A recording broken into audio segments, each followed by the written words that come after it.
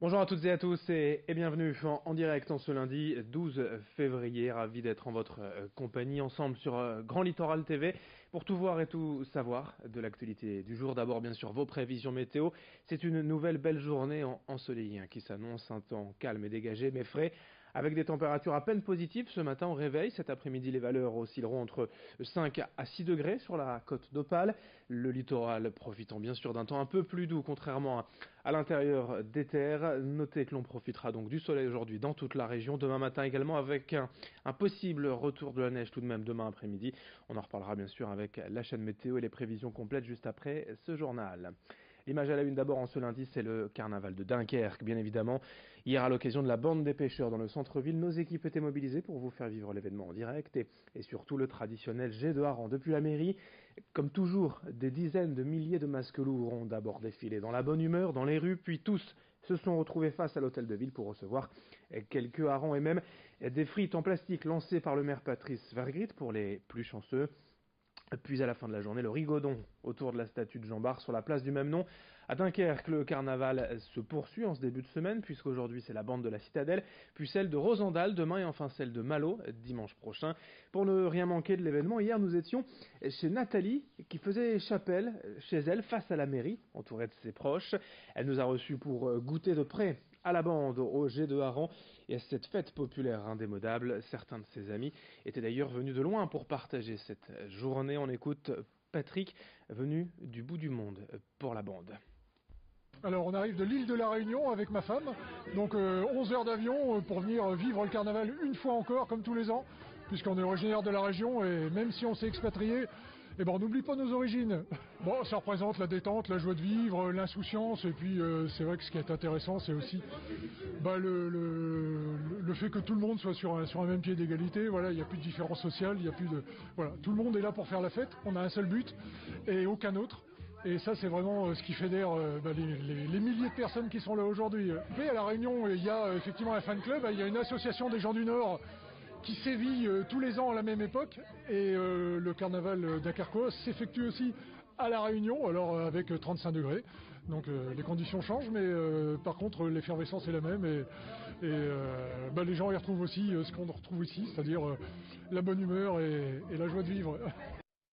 Si vous n'étiez pas avec nous hier après-midi, sachez que l'on revivra cette bande de Dunkerque et ce jet de hareng en ce lundi soir sur Grand Littoral TV à 19h, 21h et à 22h.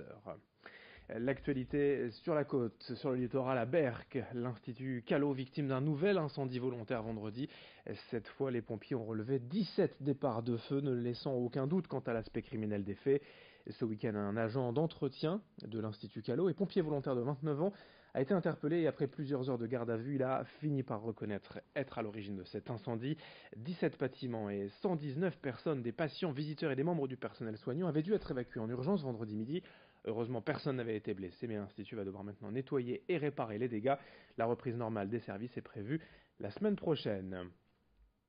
La solution contre le chômage se trouverait-elle en fait de l'autre côté de la frontière, en Belgique? La Flandre notamment profite actuellement d'un taux de chômage de 3 à 4%, proche du plein emploi, et certains secteurs peinent donc à recruter.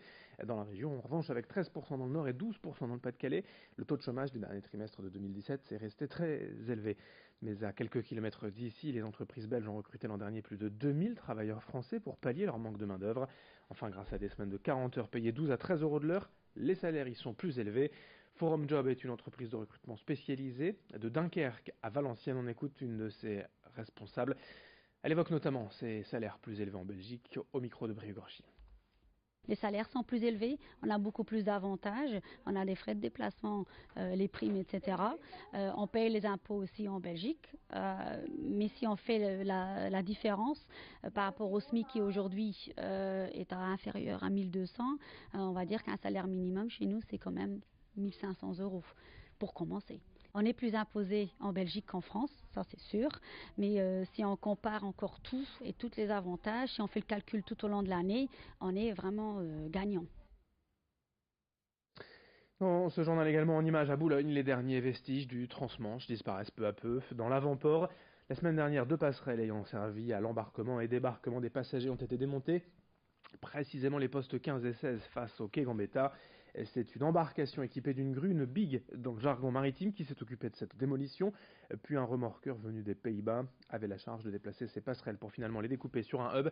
Pour rappel, la passerelle piéton avait déjà été démontée en 2016. Le trafic transmanche lui a cessé à Boulogne depuis septembre 2010 déjà. Le grand angle de cette rédaction à présent pour vous présenter la police connectée à Boulogne. Les forces de l'ordre sont équipées depuis quelques semaines de tablettes connectées pour leur permettre de gagner du temps lors de contrôles routiers, de vérification d'usage, pour gagner du temps, pour vérifier les antécédents d'un conducteur, la voiture si elle est volée ou non, ou si la personne est recherchée en état de récidive. Louis Caillé a suivi pour nous ce contrôle nouvelle génération à Boulogne en haut de la porte Gaillole.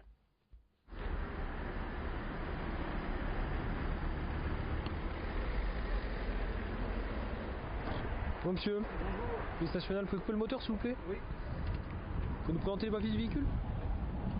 Pratiquement chaque équipe, chaque brigade spécialisée a des tablettes. Il y a à peu près une dizaine de tablettes individuelles qui équipent spécialement chaque fonctionnaire. Je reviens sur les collectifs qui peuvent être accessibles par tout le monde, même moi, je peux accéder à ces tablettes. Et prochainement, nous attendons l'arrivée de tablettes encore qui vont équiper individuellement chaque fonctionnaire. En finalité, chacun aura sa tablette et sera autonome. Vous allez prendre une longue insufflation et vous allez souffler jusqu'à temps que je vous dise stop. Encore. Qu'est-ce qui se passe avec ce monsieur? Donc je vérifie son permis de conduire en fait. C'est un monsieur qui a déjà été pris en conduite en état d'alcoolémie. Donc je vérifie si son permis est encore valide. Je vais me connecter si vous voulez, à l'application des permis de conduire pour avoir un résultat en quelques secondes en fait. Donc voilà, donc on sélectionne une application permis de conduire. On interroge en mettant l'identité de la personne. Lorsqu'on demandait un fichier, on passait par Arras, donc on passait par le 17 police secours. Donc ça évite de déranger les collègues qui se trouvent à la radio au 17 police secours en fait. Voilà. Disons qu'on est un peu plus indépendant à bord des véhicules. Voilà, donc ce monsieur, son permis est valide. On va pouvoir lui restituer.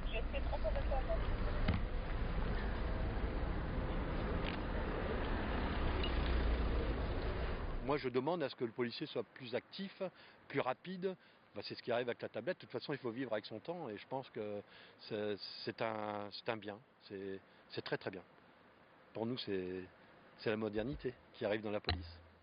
Allez, c'est la fin de ce journal tout de suite. Vos prévisions météo sur Grand Littoral TV.